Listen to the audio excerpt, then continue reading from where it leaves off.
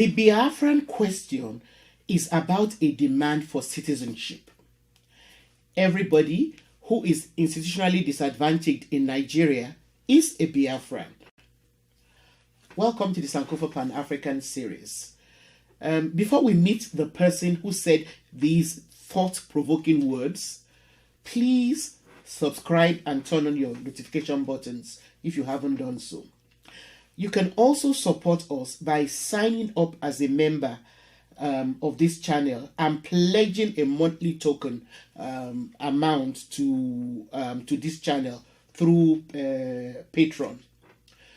No amount that you pledge is too small. Your pledge will ensure that we are able to continue bringing you this channel. Thank you.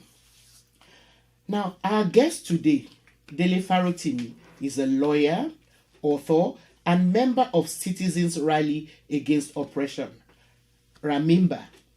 He served as president of the Students' Union at Lagos State University, LASU, in 1994-1995, and was called to the Nigerian bar in 1999. In 2002, he established Dele Farotimi and Co., now DF Legal, which is a full-service law firm. Dele Farotimi remained in active legal practice until his early retirement in 2018 at the age of 50. He is an activist, a public commentator, and author of 2 thought-provoking and insightful books, Do Not Die in Their War and Imperatives of the Nigerian Revolution. Dele Farotimi is passionate about the birth of a new and better Nigeria. Please join me in welcoming Dele Farotimi to the Sankofa Pan-African series. Welcome to the Sankofa Pan-African series. I'm really, really excited to be having this opportunity to pick your brains a little. I've been Thank you very much for having me. Of your publications, and I believe that your analysis is one that more and more of us in Nigeria need to listen to and embrace. I'm going to start from the deep end. What is the problem with Nigeria? The $1 million question. No, it's actually the simplest question to answer. Nigeria is the problem of Nigerians. The Nigerian state, everything that approximates the name state in Nigeria is the problem of the Nigerians. The Nigerian state is like a virus. It limits the capacity of the Nigerian to achieve his potential in almost every material respect that a citizen, now note that word, citizen, should have an engagement with the state. The Nigerian is disadvantaged because the Nigerian state is not structured to work for the Nigerian. It is structured to limit the Nigerian and make him fit into whatever construct the occupier of state power deems his office. So when the occupier of the office is liberal, the Nigerian gets liberalized rights. When he is a draconian tyrant, like our current president, Nigerians have their rights constrained. And as the ruling class has become more syncretic ideologically and become more or less a single class, what you find is that the Nigerian has become an endangered person because in every way he is under attack by the state. His engagement with the police elicits pain, if not death. His engagement with the army elicits pain, if not death. Agencies of the state and agents of the state do not consider themselves responsible to anybody for the life of the Nigerian. So you have a situation where when you ask the question, what is the problem with Nigeria? It is Nigeria itself that is the problem. The way Nigeria is structured is a problem. Okay.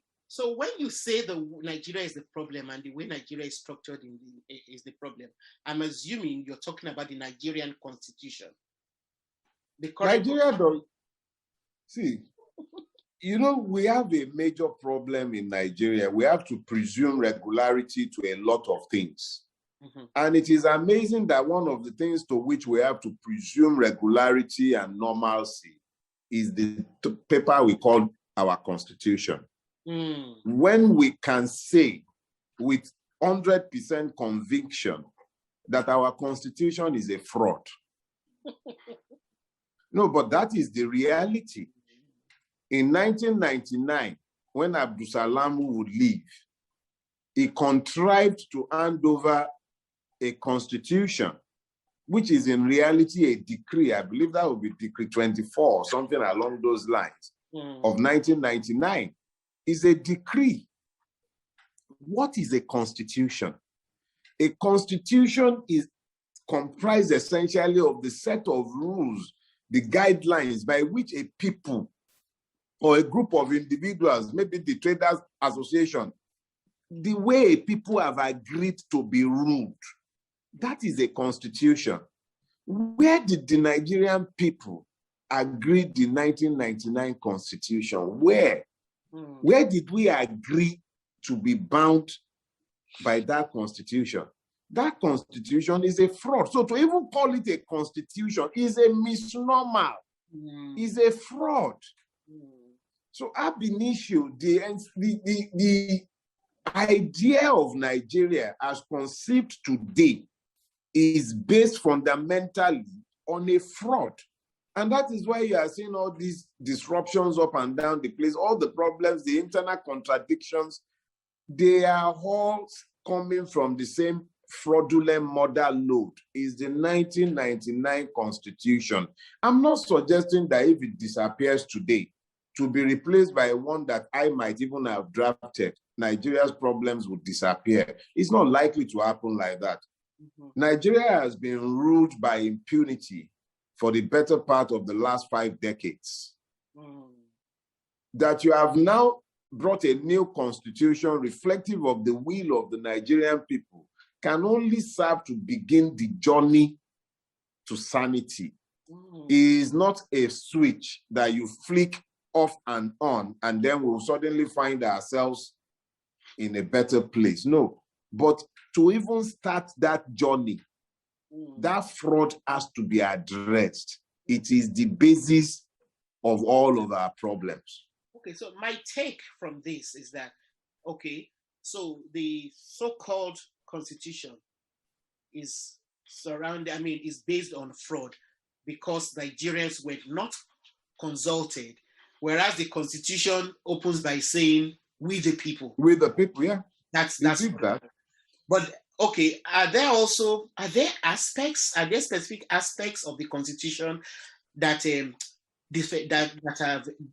disenfranchised Nigerians that you want to point us to? Yeah, let me say this. I am a Yoruba man, and my people's gospels, the Yoruba gospels, are proverb. He has a peculiar saying. He says that Tiwaju oba se lo, eyan se pada si. And then he went further in another one. For the benefit of our viewers who don't speak. I will interpret. What it means is that if you don't know where you're going, you should certainly know where you're coming from. Yeah. When you have the benefit of your history and you find yourself lost, more often than not, you can only find your route back to wherever you're coming from in order to navigate the future properly. Because that you are in the wrong place is suggestive of the fact that you have taken wrong steps. So if you are going to be able to find yourself back on the path of rectitude, you must always travel back in time to find the point where the rain began to beat you. Nigeria started its journey to infamy in 1966. The question is, what if we were in such El Dorado? Because I have had this question asked of me. If we were in El Dorado, why the problem of 1966? Yes. And then people say, what is the problem with the one that we have now that it makes it so important that it be jettisoned? More or less the question you've just asked of me. So I'll tie the nexus. Let me explain this. The Nigerian state did not need to be in 1960, but it became as a function of negotiations. There were clear understandings of the contradictions that are tearing Nigeria apart today. Those who created Nigeria, at least who accepted the Nigerian nation in 1960, they were not blind to these contradictions. So they negotiated a document, the 1960 Constitution. That document was the product of several years of negotiation from Ibadan in 1952 all the way to Lancaster House in 1960. Several negotiations were held. Plebiscites were held to determine the shape and size of that Nigerian federation. And it was not by accident that insistence was on a federation, not a unitary system. Let me not even deal with the lie that we are a unitary state. We are not a unitary state. We are neither a federation nor a unitary state today. As at 1960, nobody, no part of Nigeria would ever have agreed to the constitution that we are running today, which has now centralized power. What you have today is not a unitary system. Britain is a unitary system. Yet, power is devolved to the Welsh Assembly. Power is devolved to the Scottish Assembly. Power is devolved to local governments. Our current constitution that brands itself the Federal Republic of Nigeria, the federal government is the only party that is capable of creating local governments. It is an incongruity that you will not find anywhere else in the world where federalism is practiced, where the federal government is the creator of federating units. That is in itself an ingenious fraud because revenue allocation has been tied to local governments. So you have a situation where the total number of local governments in the southeastern part of Nigeria are not enough to meet the number that have come out of the whole Kano state. And this is where the oil resources come from. So when you begin to look at these obvious inequities, you begin to understand why the agitation continues to be loud in demanding that a document that could not have formed the foundation of the Nigerian state at the beginning in 1960 should not today become untouchable, not to be discussed by those to whom it is meant to apply, and we claim we are in a democracy. That brings me to my next question. So, for the nationalists, the fathers, the people who agitated for Nigeria's independence, like you rightly said, knew of the problems that we're currently facing with ethnicity and all of that, and went through a lot of trouble to negotiate, and were empowered by plebiscites to come up with a constitution, which has now been jettisoned. And this 1999 constitution is being forced on us. And there are all kinds of hues and cries. You know, people who are saying, okay, we need to restructure and all of that. Why is restructuring not going to be a solution to the problems we now find ourselves facing? I think sometimes we get lost in terminologies. And the Nigerian state has done a fantastic job of obfuscating the issues. because the more ignorance it is able to spread, the easier it becomes for it to be sustained and for the rulers who benefit from the governance systems to remain in power. But when clarity attends our discussions, it makes it easier to show the lies that the state tells. What is restructuring?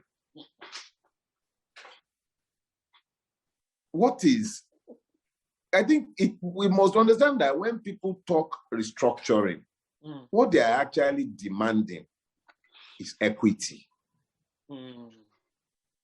They are simply asking for equity.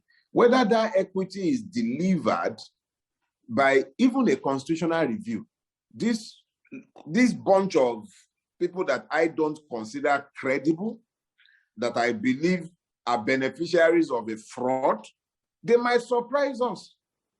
They might decide that, you know what, we've stolen enough. There is a huge nation to be built. No, please. Let me put it this way. There is legitimacy and then there is legality.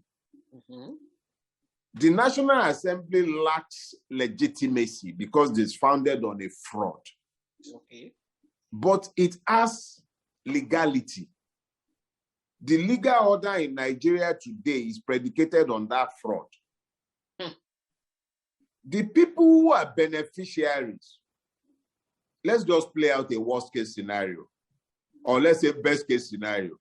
They might have a Damascus Road conversion and decide that, you know what, Nigeria deserves to fulfill its potentials. So let us restructure it in a manner that allows it to fulfill those potentials. We'll go down in history as becoming the fathers and mothers of modern Nigeria. Let's rise above our petty base instincts and petty interests. Let's understand the fact that we will live only for a season and then we'll be no more. Let's make the kind of history that will make our entire race remember us. They can then decide at that point that, okay, we will restructure Nigeria along the yearnings and aspirations of the Nigerian people. Let me tell you something, madam. Ndi Igbo does not want to go anywhere. Put Ndi Igbo. I've said these things every time. Nigeria has an Igbo problem. Every disadvantaged Nigerian is a Biafran. Address the Igbo problem in Nigeria today. Nobody will want to leave Nigeria. All they are asking for, that everybody is demanding, is equal citizenship. What used to be the exclusive preserve of one tribe, the suffering of Nigeria, were designed and tailored for Ndi Igbo. They were the recipient of the 8. The Yorubas are not in any way, shape, or form guiltless in this. Let Nigerians tell themselves the truth. We all helped to institutionalize the 8. The discrimination from which we are all benefiting today. Yes. The reality is that the Ndi Igbo were the guinea pigs. But there is enough to go around today. Where were the Benue people when Ndi Igbo was suffering in the 70s and 80s? They were northerners. You never heard anybody call themselves a TV or a Jukun. Everybody were northerners. So now you have a situation where the suffering is now sufficient to go round. And because it is sufficient to go round, people are demanding restructuring. People who never used to speak for restructuring. You are hearing a Benue man demanding restructuring. All of a sudden, we know that there are northern minorities.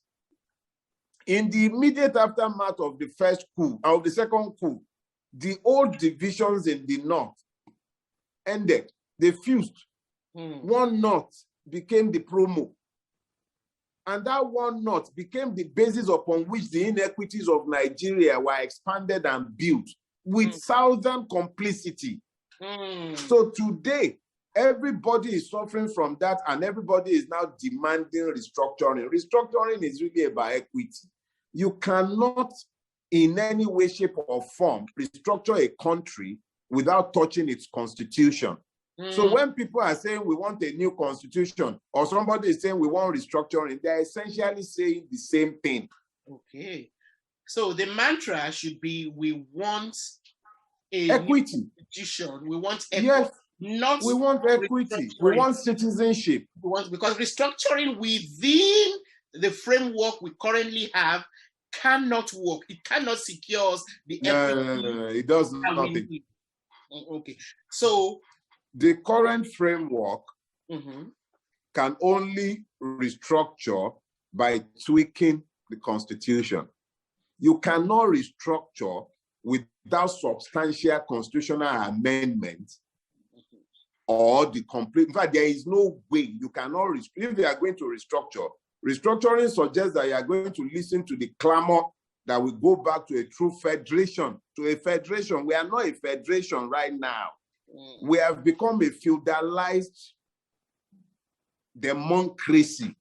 Is a feudal state. The person at the top, the Nigerian state always has to be above the law, the way we are structured. If it is not above the law, it will collapse. So right now, the state must flout court orders. The president of Nigeria must ignore court rulings because he cannot be subjected to the law. Nigeria is governed today by impunity. So because it's not governed by the will of the people. When a state is ungoverned by the will of the people, it then means that it is governed by the will of man. That can only happen in a kingdom, in a feudal state. And that is what you have in Nigeria. Nigeria has been like that since 1966. This discussion will be continued in the next episode. Thank you for watching. Don't forget to subscribe to the Sankofa Pan-African series channel. Like our videos and please share them with your contacts.